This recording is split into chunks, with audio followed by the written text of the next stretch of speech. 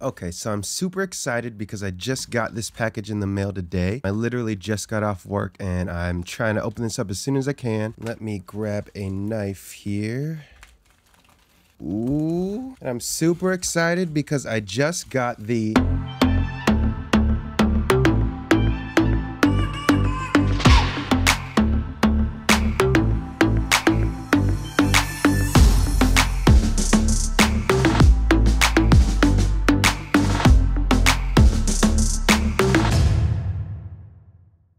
GodHand nippers. So if you're not familiar with these are like the best nippers that you can get for building Gunpla or just model building in general. And they're really hard to come by. They often go out of stock really quickly. But I managed to stumble across a post where someone said that they restocked on a US store, and I instantly added them to cart because these don't really restock that quickly. So today I'm going to be doing a review on these, cutting some parts out from this MG Curios kit, and I'm going to be doing some comparisons between the Tamiya Basic Modeler side cutters, the Gundam Planet single-bladed nippers, and USA Gundam Store's newest single-bladed nippers. It will be a little biased because these are my go-to nippers right now, so they're pretty well used, pretty well broken in. But I'll try to keep that in mind and stay unbiased, but they're GodHand nippers. Of course they're going to be the best. So let's go ahead and open these up. So the packaging is very minimal. It's almost entirely in Japanese. This does come from a Japanese manufacturer. Unfortunately, I can't read anything that it says except for made in Japan right here. We'll go ahead and open up this freshness seal. Then we can take this insert out. And boom, we have the GodHand nippers. So as far as I know, there are some other nippers out there from GodHand, like the PN120, the PN125. These are the SPN120s. And even on GodHand's website, they list them as the Ultimate Nipper 5.0. So I mean, these are pretty much going to be the best that you can get. So in the packaging, it does come with this sort of faux leather-ish cover for the blade. On the inside, I don't know if you can tell, but there is some felt material in there to make sure it doesn't scratch up the blade. Looking at the nipper itself, it has a spring that's sort of purple tinted. It does have a screw and nut stopper right there that is adjustable. That's just to limit how much the nippers can close. This nub right here, I'm sure has to do with assembly. I'm not sure what it is, and I don't want to mess with it. And there is the profile of the nippers. As you can see, very slim, very short as well. So before we do any cutting, I'm actually going to compare the blade profiles between the nippers that I have. So comparing them to the basic Tamiya Modeler side cutters,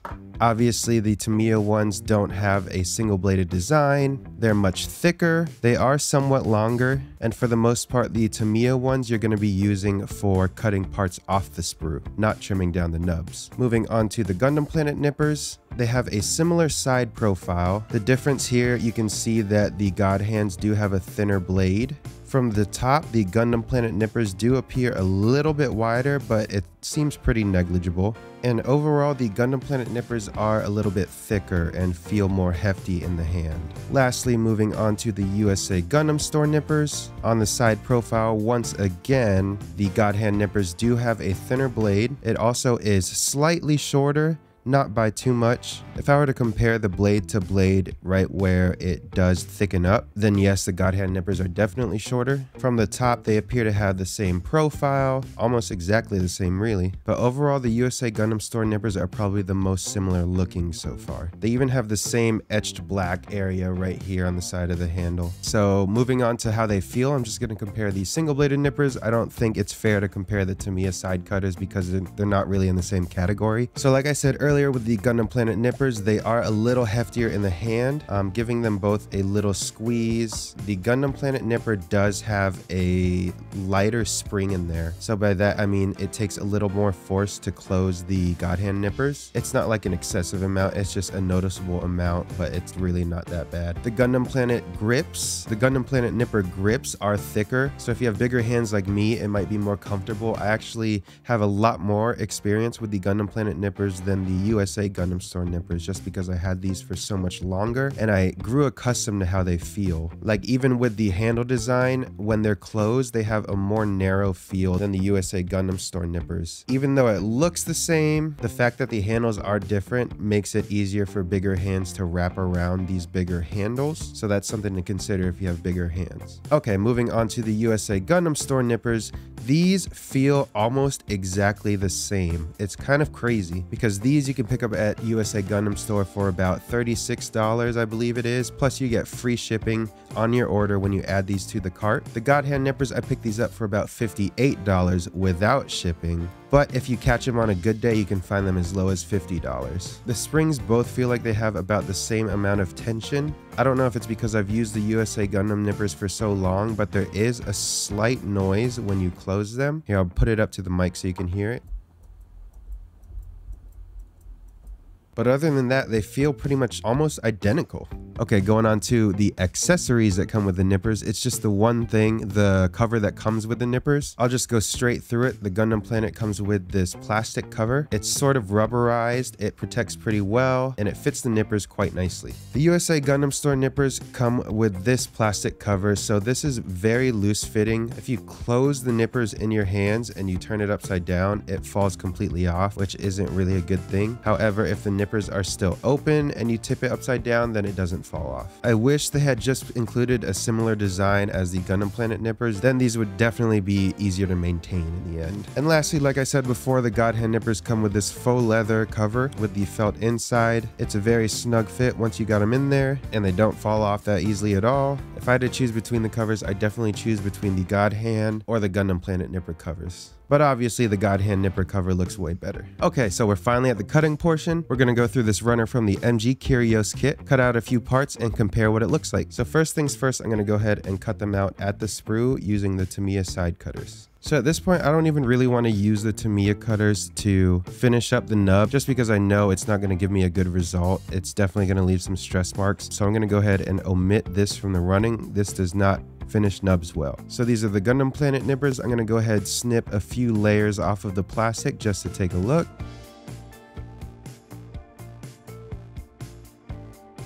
Okay, and this is what we get. Once I do some cuts with the GodHand nippers, I will throw some comparison pictures up. But as you can see from there are a lot of stress marks. Keep in mind, these are older nippers, so they might not be as sharp as they once were, but yeah. Now these are the USA Gundam Store nippers, and I'm going to cut off a few layers using this. So for these cuts, I am going at a pretty slow pace. I don't want to cut too fast because that'll definitely leave some stress marks. And there we have the nub for the USA Gundam Store nippers, very slowly cut, and there's almost no stress marks at all. There's a little bit in the middle, but that's easily something that you could rub out. And lastly, we have the GodHand nippers. I'm super excited to try cutting with these. This is the absolute first cut that I will ever be doing with the GodHand nippers.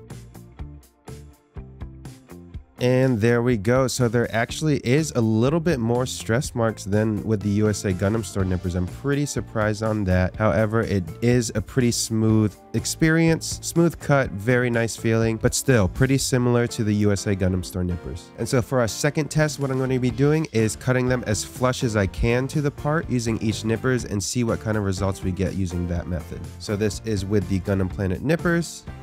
Once again, go layer by layer, but this time all the way down to the part. And this is what I'm left with. Obviously, that's something that can be rubbed out to remove the stress marks, but once again, there is a decent amount of stress marks showing. Now, this is with the USA Gundam Store nippers. I'm going to once again cut slowly all the way down to the part. And I'll be throwing up pictures of these as well, but that is pretty dang near flush to the part. Lastly, the GodHand nippers, and this is what I'm most excited for. I feel like I can get almost a completely flush surface with this, but here's to hoping. And that is what we get there. So there are a little bit of stress marks on the sides of the nub. However, it does seem completely flush. I don't want to rub it just so I can leave the stress marks there for you to see. Overall though, the USA Gundam Store nippers are competing pretty well with the GodHand nippers. Okay, so that is a pretty simple test for nubs that are on the edge of a part. However, one part that I usually struggle with is cutting nubs that are in the center of a part or even on the center of, say, a joint. So I'm going to cut out some parts here and do some tests with those. Okay, so first up, we'll go with the Gundam Planet nippers once again. And so now I'm pressing it flush up to the part to see if I can get a clean cut. And there we are with the Gundam Planet nippers. It is for the most part flush, however there still are a lot of stress marks left. Definitely something that can be sanded away or maybe even scratched away if you rub it down. Now onto the USA Gundam Store nippers. And there we are. That is pretty dang flush with a small stress mark right in the middle. Definitely something that can be rubbed out, but for the most part, pretty clean. And lastly, we have the GodHand nippers.